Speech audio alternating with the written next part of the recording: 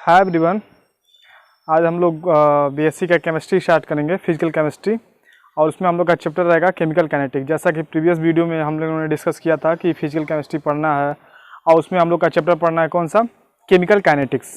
ठीक है, तो इसमें हम लोग दो टर्म को आज डिस्कस करेंगे। वो रहेगा पहला तो केमिकल काइनेटिक्स किसको कहते हैं, क्या उसका मीनिंग होता है, और दूसरा टर्म रहेगा रेट ऑफ रिएक्शन।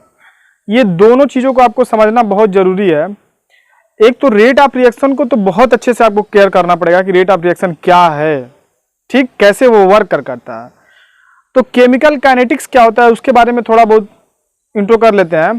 केमिकल का मतलब होता है रासायनिक और काइनेटिक्स का मतलब होता है गति, यानी रासायनिक क्रियाओं पे गति, जो रासायनिक क्रियाओं की जो गति होती है उसको मेजरमेंट करना एक केमिकल काइनेटिक्स होता है। रेट ऑफ रिएक्शन क्या होता है? रेट ऑफ रिएक्शन होता है कि किसी भी रिएक्शन का क्या रेट है उसको मेजरमेंट करना, वो होता है रेट ऑफ रिएक्शन। जैसे फॉर एग्जांपल आप बाइक चलाते हो तो बाइक की स्पीड क्या है उसको आप मेजरमेंट करते हो, तो उसी प्रकार रिएक्शन भी चलता है रिएक्टेंट से प्रोडक्ट की साइड में, तो उसका क्या स्पीड है उसको कैसे हमको मेजर करना है, दो चीजों पे वो भी डिपेंड करता है, एक तो रिएक्टेंट पे, दूसरा प्रोडक्ट पे। तो हमेशा रिएक्टेंट के साइड में क्या होता है, हम लोग रेट ऑफ रिएक्शन जब लिखते हैं तो उसमें रिएक्टेंट के साइड में माइनस लगाते हैं और प्रोडक्ट के साइड में प्लस लगाते हैं।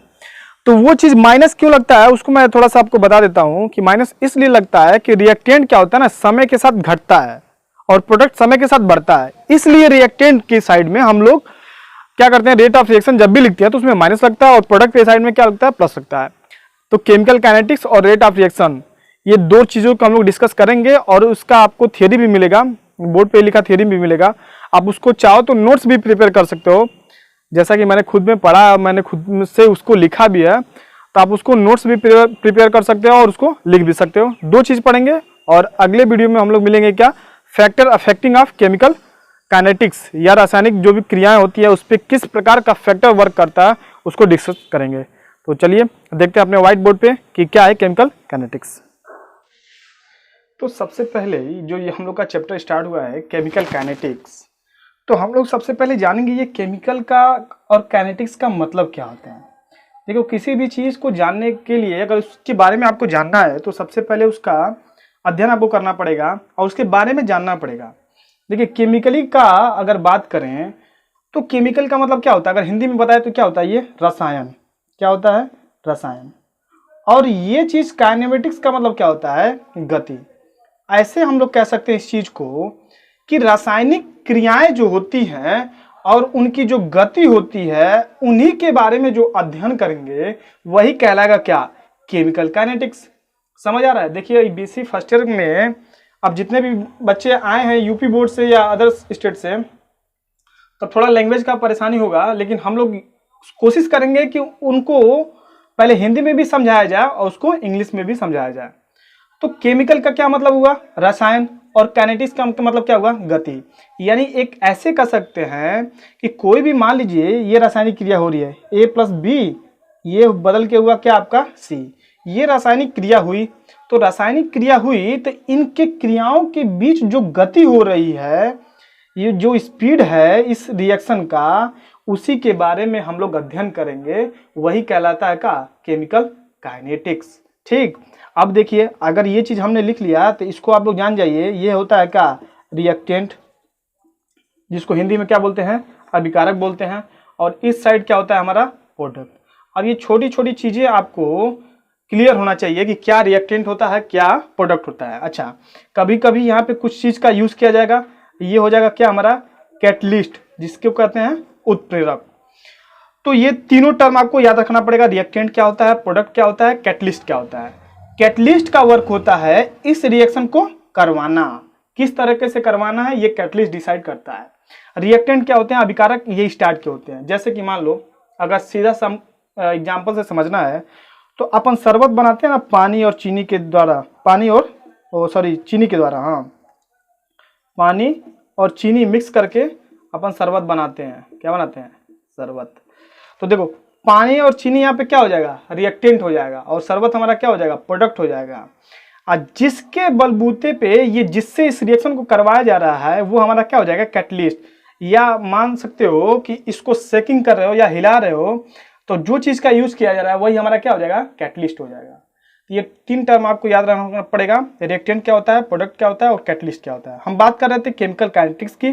तो केमिकल काइनेटिक्स बस यही कहता है कि किसी भी रिएक्शन के बारे में, उसकी स्पीड के बारे में और उसके इफेक्ट, उसके ऊपर क्या क्या इफेक्ट पड़ रहे हैं, यही बताएगा क्या, केमिकल काइनेटिक्स। अब इसका हम लोग सुंदर सा डिफिनेशन लिखेंगे और उसको स्टडी करेंगे। देखिए इसका डिफिनेशन क्या है, कह रहा का कि chemical kinetics is the branch of physical chemistry. अब देखिए कई लोग यहाँ पे केवल केमिस्ट्री लिखते हैं, लेकिन ये फिजिकल केमिस्ट्री का ब्रांच है केमिकल काइनेटिक्स। तो chemical kinetics is the branch of physical chemistry that deals with the study of rate of reaction and the factor affecting the rate of reaction.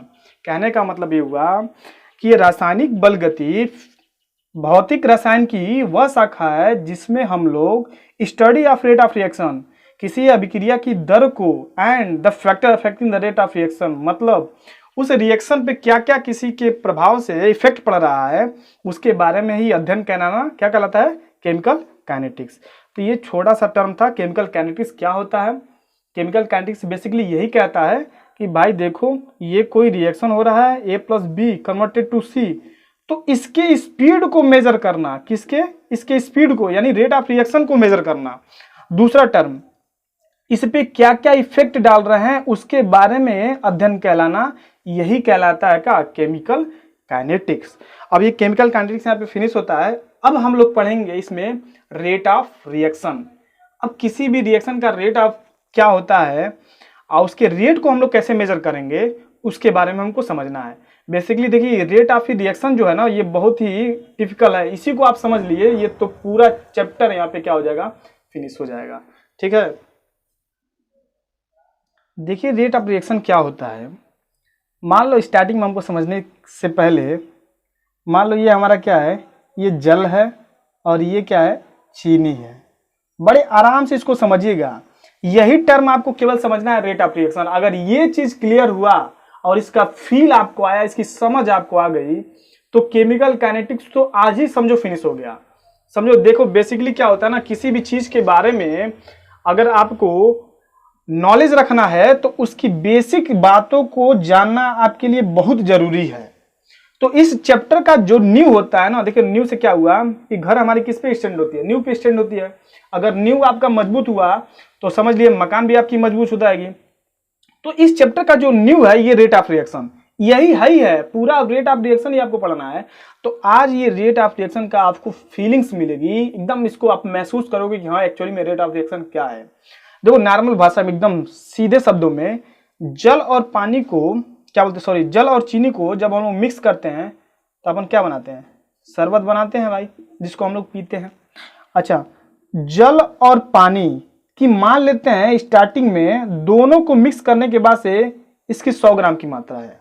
समझो इस बात को। मान लो यह है हमारा क्या, एक छोटा सा पात्र, ओ नहीं दिखाई दे रहा है, तो देखिए ये मान लीजिए ये आपका छोटा सा पात्र है। इस पात्र में आपने क्या किया, पहले पानी ले लिया और पानी यहाँ तक पूरा फिल हो गया, ठीक, पूरा भर दिया आपने इसमें पानी। और इसमें आपने क्या किया, चीनी के कुछ कुछ दाने डाल दिए। अब जैसे इसमें दाने डाले तो ऐसा थोड़ी ना कि चीनी और पानी तुरंत मिक्स होकर रिएक्शन करना शुरू करेगा, तुरंत नहीं। अब मान लेते हैं चीनी और पानी का दोनों का जो मेजरमेंट है वो 100 ग्राम है। कुछ समय के लिए मान लेते हैं कि चीनी और पानी जब भी हम लोग लिया तो ये क्या हुआ, 100 ग्राम है। अब ये रिएक्शन करना चालू कर देंगे, पानी और चीनी आपस में क्या करेंगे, मिलना चालू कर देंगे, रिएक्शन आपस में करना शुरू कर देंगे। और ये पानी और चीनी आपस में रिएक्शन करके क्या करना शुरू कर देंगे, शरबत बनाना स्टार्ट कर देंगे। ये चीज रिएक्टेंट है, ये प्रोडक्ट है। चलो क्लियर है इतना बात। चलो टाइम t बराबर 0 पर, अभी टाइम t बराबर 0 का मतलब ये हुआ कि जल और चीनी अभी रिएक्शन किए नहीं, अभी आके मिले हैं। जैसे कि मान लो यह आपका पात्र है, इसमें आपने पानी ये ले लिया, तो जैसे जैसे आपने इसमें चीनी अंदर डाला तो ये टाइम t बराबर 0 है, मतलब ये चीनी और पानी अभी आपस में रिएक्शन नहीं किए हैं। समझ आ रहा है? तो टाइम t बराबर 0 का मतलब ये हुआ कि अभी जल और चीनी आपस में रिएक्शन नहीं किए हैं। तो भाई ये बताओ, अगर टाइम t बराबर 0 पर ये दोनों की 100 ग्राम मात्रा है, तो यानी कि अभी हमारा उत्पाद कुछ नहीं मिला है। बात समझ आ रही है कि अभी जल और चीनी आपस में मिला ही नहीं, तो भाई कहां से शरबत बनेगा? तब की बात है जब t बराबर 0 है, यानी टाइम अभी 0, अभी स्टार्ट नहीं हुआ है, इसको आपको समझना पड़ेगा। चलो मान लो कुछ समय बीत गया, t बराबर 1, तो पता चला इसके 80 ग्राम है, और 80 ग्राम है तो 20 ग्राम क्या हुए आपके शरबत बन गए। फिर टाइम कुछ बढ़ा, टाइम जैसे ही कुछ बढ़ा तो पता चला ये 60 हो गया, और ये कितना हो गया आपका 40 हो गया।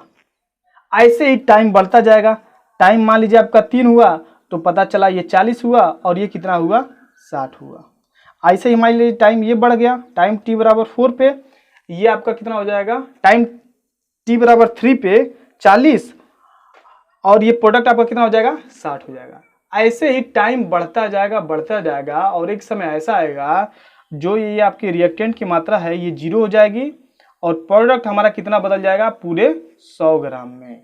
इस चीज को समझना है, मतलब जैसे जैसे टाइम बढ़ता जाएगा, समझो जैसे जैसे टाइम बढ़ता जाएगा वैसे वैसे ये चीनी और जल खत्म होते जाएंगे और ये शरबत में कन्वर्ट होते जाएंगे। अब इसके कन्वर्ट होने के बीच में जो अध्ययन हम लोग कर रहे हैं वही है क्या, केमिकल काइनेटिक्स। मतलब अब क्या करना है आपको, रेट ऑफ रिएक्शन मेजरमेंट करना है। अब कैसे रेट ऑफ रिएक्शन मेजरमेंट करोगे? मान लो आपसे कोई कह दिया कि भाई t बराबर 1 से t बराबर 3 के बीच में, t बराबर 1 से t बराबर 3 के बीच में आपको इस रिएक्शन का रेट मेजरमेंट करना है, तो कैसे करोगे? अब देखो इसको समझने के लिए एक अच्छा सा एग्जांपल होता है। कैसे? मान लीजिए कहते कोई कि आप t बराबर t1 से t बराबर 3 के बीच में आपको इस रिएक्शन का रेट डिटरमाइन करना है, रेट पता करना है, तो कैसे करोगे? तो देखो रेट ऑफ रिएक्शन जो होता है वो दो टर्म पे डिपेंड करता है। किस किस पे बेसिस पे?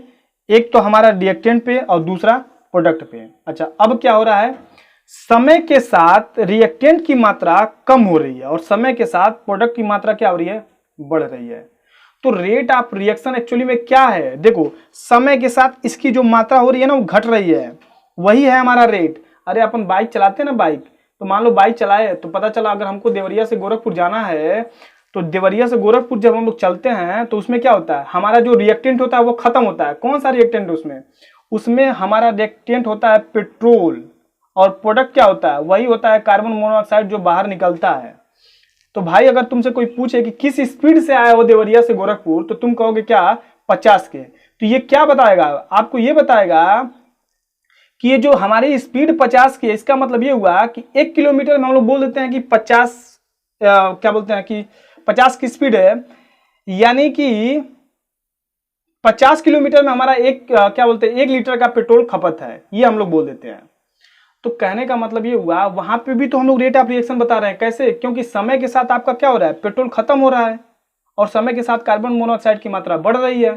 तो वहां पे भी तो हम लोग रेट बताते हैं। किस रेट का? वो बाइक चलाने की रेट हम लोग बताते हैं। ठीक, समय के साथ क्या होता है, घटता जाता है। तो एक्चुअली में वहां पे हम लोग समय को दूरी मेजरमेंट करते हैं, 50 किलोमीटर बोल देते हैं, एक्चुअली में वो दूरी समय के हिसाब से तो चल रही है। तो वहां पे क्या होता है, इससे हमको ये पता चलता है कि रेट ऑफ रिएक्शन जो होता है वह रिएक्टेंट के रूप में समय के साथ घटता है, और रेट ऑफ रिएक्शन प्रोडक्ट के टर्म में क्या होता है हमारा, बढ़ता है। अब इन दोनों डिफिनेशन को क्या करेंगे, हम लोग लिखेंगे। देखो इसके में हम लोग दो टर्म यूज करेंगे रेट ऑफ रिएक्शन का, एक तो रिएक्टेंट का और दूसरा प्रोडक्ट का। तो हम लिखेंगे क्या, rate of reaction. Rate of reaction एक तो हमारा हो जाएगा किस रूप में, अभिकारक के रूप में। तो रेट ऑफ रिएक्शन क्या हो रहा है, इसकी जो सांद्रता है वो समय के साथ क्या हो रही है, घट रही है। तो change in concentration of reactant with time, ये हो गया। अच्छा कहां कहां से आपको निकालना है, अब डेल्टा आर क्या बताएगा, डेल्टा आर बताएगा R2 माइनस R1, यही बताएगा delta R upon delta T क्या बताएगा, T2 अपान T1।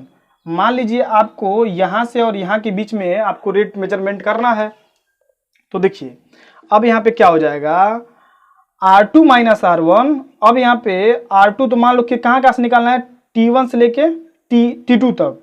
तो ये आपका T2 हो जाएगा, ये आपका क्या हो जाएगा, T1 हो जाएगा। इसको मान लेते हैं क्या, T1, और इसको मान लेते हैं T2। तो देखो R2 हमारा क्या हो जाएगा, अब R2 ये हो जाएगा। तो R2 हमारा कितना है 40, और R1 कितना है 80, तो यहाँ पे 80 हो जाएगा। अच्छा T2 कितना है हमारा 3 और T1 कितना है 1। अब T2 का मतलब ये मत समझ लेना कि T बराबर 2। T2 का मतलब ये हुआ कि जहां से स्टार्ट करें उसको T1 मानेंगे और जहां पे खत्म हुआ उसको हम लोग T2 मानेंगे। तो अगर इसको हम लोग कैलकुलेशन करें तो ये हमारा हो जाएगा 40 से 80 जाएगा तो कितना बचा हमारा -40 हो जाएगा यहाँ पे, और -40 3 से 2 जाएगा तो कितना बचा 2, ये कैंसिल आउट हो जाएगा तो -2। क्या एक्चुअली में रेट ऑफ रिएक्शन जो होता है वो हमारा माइनस आ सकता है? बिल्कुल नहीं आ सकता। तो इसको हम लोग क्या करेंगे प्लस करेंगे, किसके साथ? माइनस के साथ मल्टीप्लाई करके। तो इसको हम लोग माइनस से मल्टीप्लाई करके इसको हम लोग क्या करेंगे +20 करेंगे। तो यही चीज कई लोगों को नहीं समझ में आता है कि रिएक्टेंट के टर्म में ये माइनस कहां से आया। अरे भाई रिएक्टेंट के टर्म में माइनस इसलिए आया ये माइनस क्योंकि रिएक्टेंट समय के साथ घट रहा है और प्रोडक्ट हमारा समय के साथ बढ़ रहा है। समझ आ रहा है? प्रोडक्ट हमारा समय के साथ बढ़ रहा है। तो अगर इसको हम प्रोडक्ट के टर्म में लिखें तो कैसे लिखेंगे उसको भी हम लोग देख लेते हैं। ठीक, तो देखिए यहाँ पे दो रिएक्टेंट के साथ माइनस इसलिए आया क्योंकि ये समय के साथ घट रहा है, इसलिए इसको माइनस को प्लस करने के लिए हम लोग क्या करते हैं रेट ऑफ रिएक्शन निकाल लेते हैं। लेकिन ये प्रोडक्ट के केस में नहीं रहता है माइनस। कैसे देख लीजिए उसको, रेट ऑफ रिएक्शन अगर प्रोडक्ट के रूप में निकालेंगे तो डेल्टा पी अपान डेल्टा टी। डेल्टा पी क्या बताएगा P2 माइनस P1 और डेल्टा 2 T2 अपान T1। अब P2 हमारा कितना है 60, तो 60 लिख लो यहाँ पे। P1 कितना है 20, तो 20 लिख लो। और T2 3 और ये कितना है 1। तो अब 60 से 20 जाएगा तो कितना बचेगा, यहाँ से हो जाएगा क्या 3 माइनस 1। अब ये 60 से 20 जाएगा, यहाँ पे लिख लेते हैं। P2 हमारा कितना हो जाएगा 60 हो जाएगा, तो यहाँ पे हमने 60 लिख लिया। P1 हमारा कितना हो जाएगा तो 20 हो जाएगा, तो यहाँ पे 20 लिख लिया। और T2 कितना है 3 और T1 कितना है 1, तो ये 60 से 20 जाएगा तो कितना बचेगा 40, और 3 से 1 जाएगा तो कितना बचेगा 2, कटेगा तो कितना बचा ये 2। तो रेट ऑफ रिएक्शन जब हम लोग प्रोडक्ट के केस में लिखते हैं तो ये ऑलवेज प्लस होता है, लेकिन जैसे ही रिएक्टेंट के टर्म हम लोग लिखते हैं तो यहाँ पे लिखते हैं डेल्टा R अपान डेल्टा T। ठीक है, तो अब हम लोग इस रेट ऑफ रिएक्शन का थोड़ा सा कॉन्सेप्ट क्लियर हुआ कि कैसे कैसे होता है। रेट ऑफ रिएक्शन बेसिकली यही बताता है कि जो ये आपका रिएक्टेंट है इसके लिए समय के साथ घटता है, इसलिए इसके टर्म में हम लोग यूज करते हैं क्या माइनस डेल्टा R अपान डेल्टा T।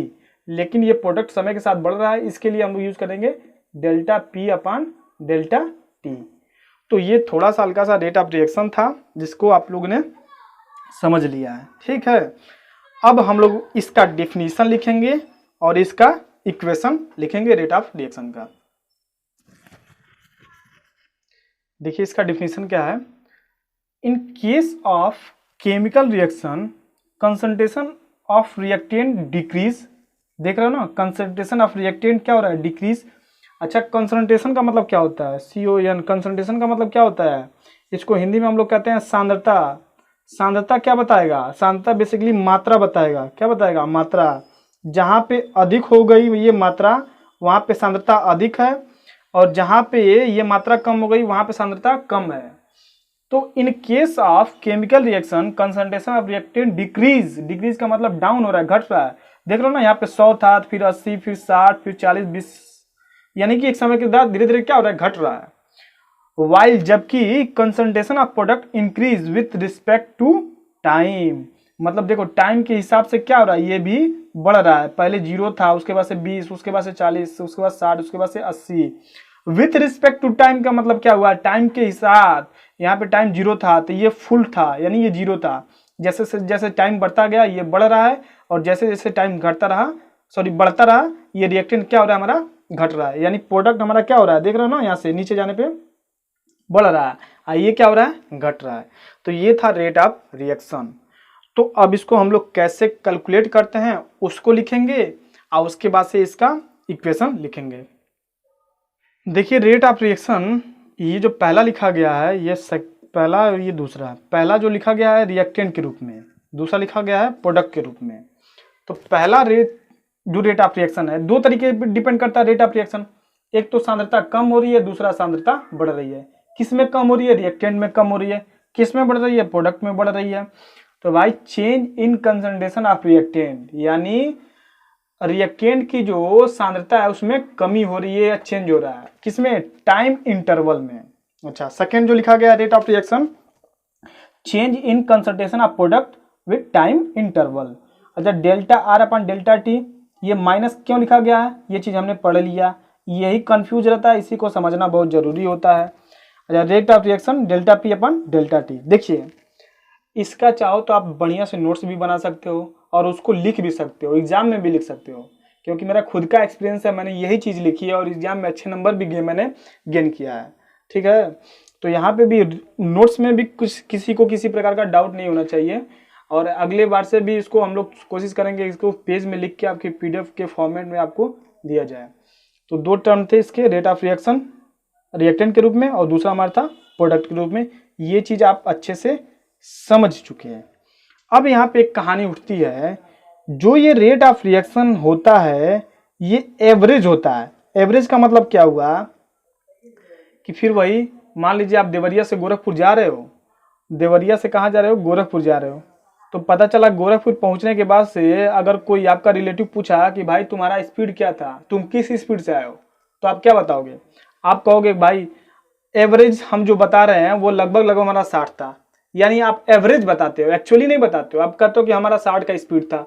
तो जनरली सबको यही कहता है कि हम लोग जनरल क्या बताते हैं, एवरेज बता देते हैं कि हमारा क्या है, एवरेज स्पीड है, हम 60 की स्पीड से आए हैं। लेकिन सपोज करिए आप देवरिया से गोरखपुर में जा रहे हो और रास्ते में ही आपके रिलेटिव का फोन आया और कहा उसने कि भाई अब बताओ तुम्हारी गाड़ी की स्पीड क्या है, तो आप तुरंत टाइम जीरो भी लग जाएगा, मतलब टाइम कुछ नहीं लगेगा, तुरंत आप मीटर में देख के बता दोगे कि मेरा टाइम स्पीड क्या है, 50 है या 60 है। कहने का मतलब ये हुआ कि पहले केस में आप देवरिया से गोरखपुर चले गए तो आपको स्पीड पूछा गया था, आप एवरेज स्पीड बताओ, यानी हम 60 की स्पीड से आए। लेकिन आप बाइक चला रहे हो, उसी टाइम में किसी का फोन आ गया और उस टाइम में उसने कहा कि भाई मीटर में देख के बताओ कि कितना स्पीड है, तो तुम बिना टाइम गंवाए मीटर में गाड़ी चलाते समय देख लोगे कि हमारी स्पीड क्या है। कह सकते हो मेरी स्पीड 50 है या 55 है या क्या है 60 है। तो एक्चुअली में कौन सी स्पीड मतलब एक्चुअल है, कौन सा स्पीड सही है, जो हमने तुरंत देख के बताया वो तो स्पीड एक्चुअल है ना। तो इसीलिए रेट ऑफ रिएक्शन में भी हम लोग निकालते हैं क्या, ताक्षणिक वेग जिसको हिंदी में बोलते हैं, इंस्टेंटेनियस वेलोसिटी उसको बोलते हैं, इंस्टेंटेनियस रेट ऑफ रिएक्शन भी उसको बोलते हैं। तो उसको डिटरमाइन करेंगे और वही जो इक्वेशन आएगा उसको हम लोग क्या करेंगे, लिखेंगे। देखिए ये दोनों चीज आप लोग अपने नोटबुक में लिखोगे कि रेट ऑफ रिएक्शन इस रूप में और इस रूप में। अब जो हम लोग लिखने जा रहे हैं इंस्टेंटेनियस रेट ऑफ रिएक्शन, उसका हम लोग कैलकुलेशन करेंगे यूज करने में, क्योंकि वो एक्चुअल है, वही क्या है, सही है। एक तरह से रिजल्टेंट वैल्यू क्या है वही हमको सही देगा। ठीक है, तो अब हम लोग उसके बारे में जानेंगे कि क्या है वो। देखिए अगर रेट ऑफ रिएक्शन जो हम लोग निकाल रहे हैं रिएक्टेंट और प्रोडक्ट के रूप में, तो ये डेल्टा जो बताता है एक्चुअली में ये डिफरेंस ही बताता है। अब ये डिफरेंस क्या होता है, बहुत अधिक होता है, क्या होता है, हाई होता है। अच्छा, एक और डिफरेंस होता है, उसको लिए हम लोग यूज करते हैं डी। ये जो डिफरेंस होता है वो थोड़ा सा क्या होता है, लेस होता है इसके कंपेरिजन में।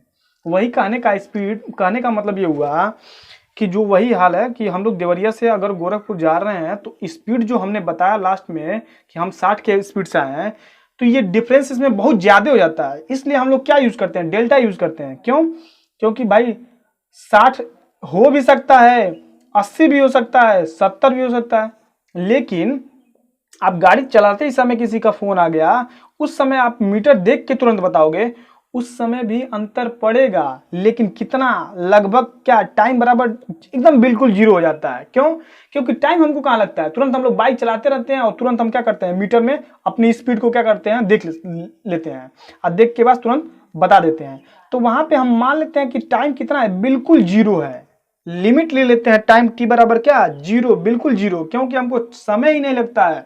कॉल कर रहे हो तुरंत देख के हम लोग क्या करते हैं, बोल देते हैं। तो ये चीज हम रेट ऑफ रिएक्शन में हम लोग यूज करेंगे किसके लिए, इंस्टेंटेनियस वेलोसिटी के लिए। ठीक है, तो देखिए उसमें क्या हो जाएगा, ये डेल्टा बताएगा क्या, डिफरेंस हाई, लेकिन डी भी बताएगा डिफरेंस बट लेस। तो यहाँ पे हम लोग क्या करेंगे, टेक लिमिट क्या करेंगे, delta t tends to zero. तो तो जब डेल्टा टी टेंड्स टू 0 होगा तो यहाँ पे आप लिखोगे माइनस डेल्टा आर अपन डेल्टा टी। डेल्टा टी को 0 कर दिया, क्यों भाई? क्योंकि हम तुरंत देख के बता रहे हैं तो हमारा वहाँ पे टाइम बिल्कुल 0 लग रहा है। तो जब डेल्टा टी हमारा 0 हो जाता है तो ये जो डेल है ना वो डी में कन्वर्ट होता है। तो ये आपका हो जाएगा क्या, डी आर अपन डी टी। और यही हमको क्या करना है, यूज करना है। सेम इसी प्रकार का ये रेट ऑफ रिएक्शन जो हो जाएगा आपका, रिएक्शन को शॉर्ट में आर इंटू एन लिख लेते हैं। तो ये हो जाएगा क्या, delta p upon delta t. यहाँ पे अगर limit delta t tends to 0 लेते हो तो ये हो जाएगा क्या, डीपी डीपी अपन डी। तो ये रेट ऑफ रिएक्शन हम लोग यूज करेंगे किसके लिए, प्रोडक्ट के लिए। और ये रेट ऑफ रिएक्शन किसके लिए यूज करेंगे, हम लोग रिएक्टेंट के लिए। और हमेशा आपको आगे के जितने भी क्वेश्चन आएंगे उसमें हम लोग इसको ही यूज करेंगे। और इसको भी आप अपने नोट बुक में नोट डाउन करिएगा।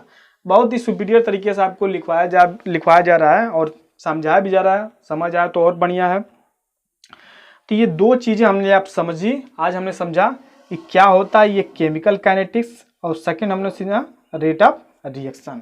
ठीक, तो हल्का सा एक लास्ट में ओवरव्यू हम लोग ले लेते हैं। देखो यही मेन हमारे फार्मूले हैं ये रेट ऑफ रिएक्शन के, एक तो रिएक्टेंट के रूप में, दूसरा प्रोडक्ट के रूप में।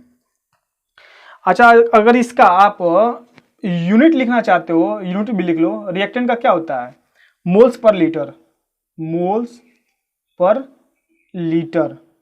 टाइम का क्या होता है, सेकेंड होता है। तो अगर ये ऊपर जाएगा ये भी ऊपर जाएगा तो ये हो जाएगा क्या हमारा, moles litre inverse second inverse. तो इसका ये यूनिट है, इसको भी आप अपने नोटबुक में नोट डाउन करिएगा कि अगर आपको इसका यूनिट लिखना है, मात्रक जिसको कहते हैं, तो ये क्या हो जाएगा, अरे कंसंट्रेशन को हम लोग यूज करते हैं मोल्स पर लीटर में। टाइम हमारा सेकेंड हो जाएगा तो ये भी नीचे है और ये भी नीचे है, तो दोनों ऊपर जाएंगे तो इसके ऊपर इनवर्स लग जाएगा। तो mole litre inverse second inverse, ये किसके यूनिट है, इन दोनों के यूनिट हैं, रिएक्टेंट का चाहे हो या प्रोडक्ट का हो। तो ये दो चीज हमने सीखा। क्या क्या सीखा, हमने सीखा कि केमिकल काइनेटिक्स क्या होता है और रेट ऑफ रिएक्शन क्या होता है। दोनों का हमने डिफिनीशन भी लिखा और इसका इक्वेशन भी लिखा। पहला हमारा था क्या, केमिकल काइनेटिक्स क्या होता है, दूसरा हमने समझा rate of reaction. Rate of reaction इसी को हमको समझना बहुत जरूरी था। जब भी रेट ऑफ रिएक्शन आप लिखिएगा तो लिखिएगा प्रोडक्ट रिएक्टेंट के रूप में। कैसे लिखोगे आप लोग, delta R upon delta T minus लगेगा, और प्रोडक्ट के केस में कैसे लगेगा, डीपी अपान डी टी। ठीक है, ये हमारा क्या है, रेट ऑफ रिएक्शन और केमिकल काइनेटिक्स। इसका भी आपको थ्योरी लिखवा दिया गया है समझाने के बाद, और इसका भी आपको थ्योरी लिखवा दिया गया है समझाने के बाद। एज इट इज जैसे हमने बताया आपको वैसे ही अपने नोट डाउन में लिखिएगा, नोटबुक में लिखिएगा, अच्छे से अपना नोट्स प्रिपेयर करिएगा। अगले टॉपिक के बाद हम लोग पढ़ेंगे तो क्या पढ़ना है, factor affecting the rate of reaction, उसके बारे में हम लोग पढ़ेंगे। ठीक है, तब तक के लिए टेक केयर, बाय बाय।